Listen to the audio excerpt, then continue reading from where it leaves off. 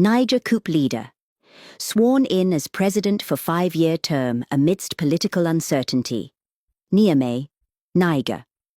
In a significant political development, General Abdourahmane Tiani, the leader of the coup that ousted Niger's democratically elected government, has been officially sworn in as the country's president for a 5-year term. The inauguration, which took place in the capital, Niamey, marks a critical moment in Niger's history as the nation transitions from months of military rule to a more structured, but still uncertain political landscape.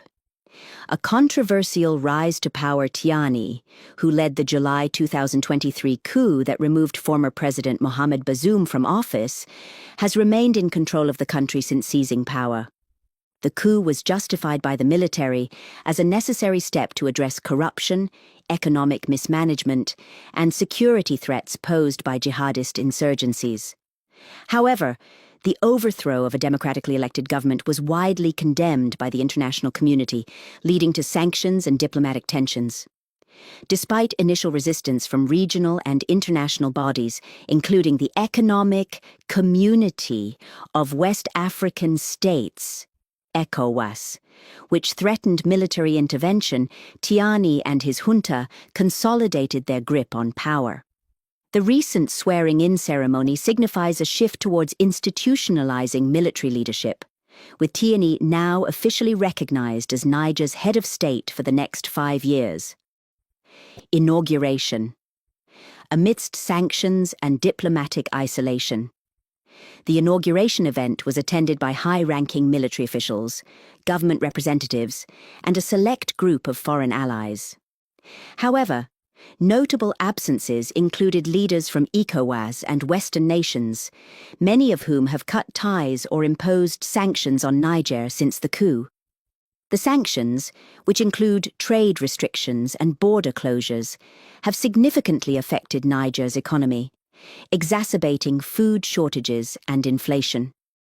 In his inaugural speech, President Tiani reaffirmed his commitment to stabilizing the country, improving security, and fostering economic independence. He criticized foreign interference, particularly from Western nations, and emphasized Niger's right to self-determination. "We are entering a new era, where Nigerians will decide their own destiny without external pressure," Tiani declared. "Our priority remains security, economic recovery, and the well-being of our people." Security and economic challenges. Ahead. One of the major challenges facing Tiani's administration is the ongoing security crisis. Niger, like its Sahel neighbors Mali and Burkina Faso, has been plagued by extremist attacks from groups linked to Al-Qaeda and the Islamic State. Under Bazoum's government, Niger had cooperated with Western allies, particularly France and the United States, in counter-terrorism efforts. However, following the coup, France withdrew its troops from the country after a fallout with a junta, raising concerns about Niger's ability to combat insurgents effectively.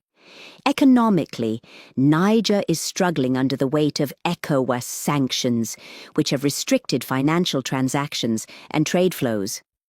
The country relies heavily on uranium exports, but geopolitical tensions have disrupted key partnerships. Tiani's government has sought to strengthen ties with Russia, China, and other non-Western allies to counterbalance its diplomatic isolation. A shift in regional alliances. Niger's shift away from traditional Western partners has been evident in its growing alignment with military-led governments in Mali and Burkina Faso.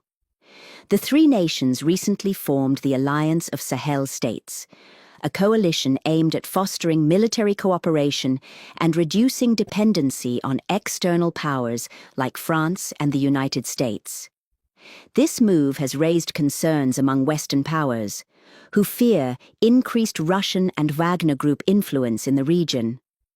At his inauguration, Tiani reaffirmed his commitment to AES, stating that Niger would prioritize regional unity and self-reliance over foreign intervention. Mixed reactions to the swearing in. The official recognition of Tiani as Niger's president has drawn mixed reactions both domestically and internationally. Supporters see his leadership as a necessary step toward restoring stability and sovereignty, while critics argue that it legitimizes military rule and undermines democratic governance. ECOWAS has yet to lift sanctions and continues to demand a return to civilian rule.